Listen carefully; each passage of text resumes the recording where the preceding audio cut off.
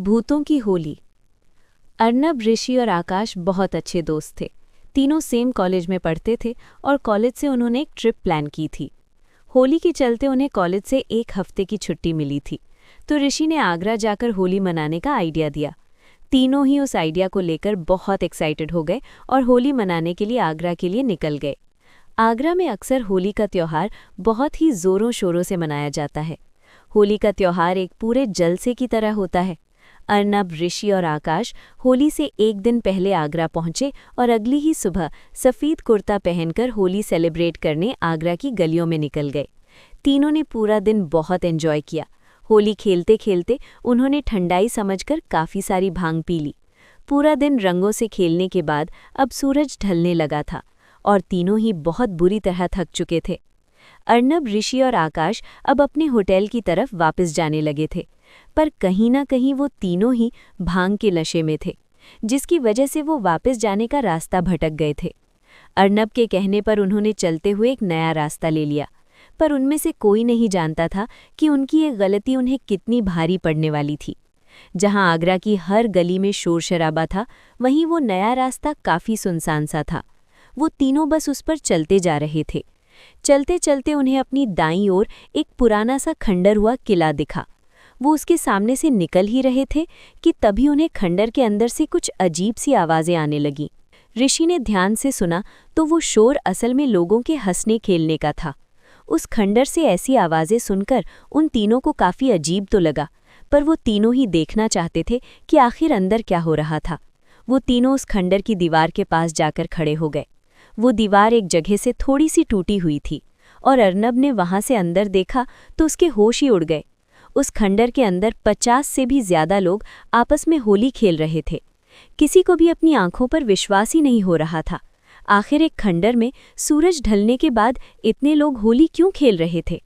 पर इससे पहले कोई कुछ समझ पाता, आकाश उसी टूटी हुई दीवार से अंदर घुस गया और नाचते हुए उन लोगों के पास चला गया और सबके साथ नाचने लगा। उसके पीछे पीछे अर्नब और ऋषि भी अंदर चले गए। दोस्तों, उन सब के नाचते नाचते उस खंडर के अंदर अचानक से अंधेरा छाने लगा, जैसे एकदम से रात हो गई हो। वहीं ऋषि का पैर नाचते हुए फिसल गया और वो एक औरत से टकरा गया। ऋषि ने तुरंत ही माफ़ी मांगी, पर वो औरत बस खड़ी होकर ऋषि को घूरने लगी और देखते ही देखते सभी नाचते हुए लोग वहीं रुक गए और सिर्फ ऋषि, आकाश और अर्नब को घूरने लगे। उस खंडर का माहौल अब बहुत भयानक सा हो गया था। इससे पहले कि उन तीनों में से कोई कुछ कर पाता, उस औरत का चेहरा बदलने लगा, बल्कि वहां खड़े सभी लोगों का चेहरा बदलने लगा और नीला पड़ने लगा। तभी ऋषि के सामने खड़ी उस औरत की आंखें सफ़ेद हो गईं। ये सब देखकर उन तीनों दोस्तों की रूह कांप गई। आकाश और अर्नब सीधा वहां से भागने लगे, पर ऋषि अपनी जगह पर ही रुका हुआ था। वो उस औरत को सुन्न होकर देखे जा रहा था। ऐसा लग रहा था कि जैसे ऋषि एक पुतला बन गया हो। आकाश ने उसे वहां से खींचने की कोशिश की, पर ऋषि मानो वहीं पर जम गया था। आकाश ने उसे और जोर से खींचा और जो उसने देखा, उसे देख उसका दिल दहल गया। ऋषि की आंखें भी सफ़ेद पड़ने लगीं थीं। ये देखते ही आकाश ने ऋषि का हाथ छोड़ा और वहां से भागने लगा। आकाश और अर्नब दोनों को कुछ भी समझ नहीं आ रहा था। वो जहां भी नज़र डाल रहे थे, वहां वो नीले पड़े लोग उन्हें भयानक सफ़ेद आंखों से देख रहे थे। वो बस कुछ भी करके उस खंडर से बाहर निकलना चाहते थे। ऋषि अब भी वहीं एक पुतले की तरह खड़ा था। अर्नब ने देखा कि जिस दीवार से वो अंदर आए थे, वहीं बाहर जाने का इकलौता रास्ता था, तो वो उसकी तरफ जाने का रास्ता ढूंढने लगा। तभी कुछ ऐसा हुआ जिससे अर्नब और आकाश की सांसें जम सी गईं।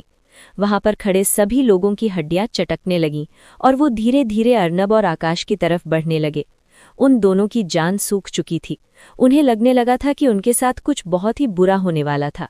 पर तभी अर्नब और आकाश ने मिलकर ऋषि को वहां से खींचा और उसे अपने कंधे पर उठाकर वो दोनों उसी दीवार की तरफ भागने लगे जहां से वो तीनों अंदर आए थे। बिना कुछ सोचे वो बस उस दीवार की तरफ भागते गए और उस किले से बाहर कूद गए।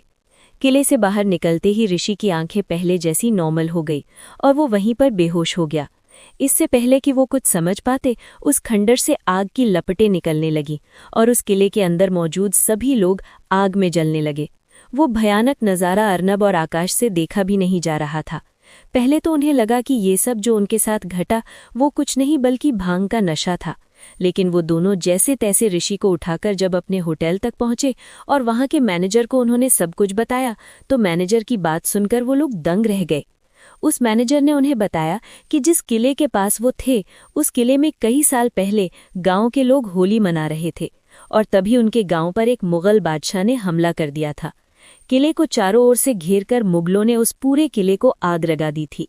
उस किले में मौजूद हर एक इंसान की वहीं पर मौत हो गई थी। आज भी होली के दिन शाम को कोई भी उस किले के पास से नहीं निकलता। कहते हैं वो सारी आत्माएं उस किले के अंदर कैद हो गई हैं और वहीं पर भटकती रहती हैं। पर हर साल होली के दिन वहां भूतों की होली खेली जाती है। ये सब सुनकर अर्नब और आकाश के होश उड़ चुके थे। ऋषि अब भी बेहोश था।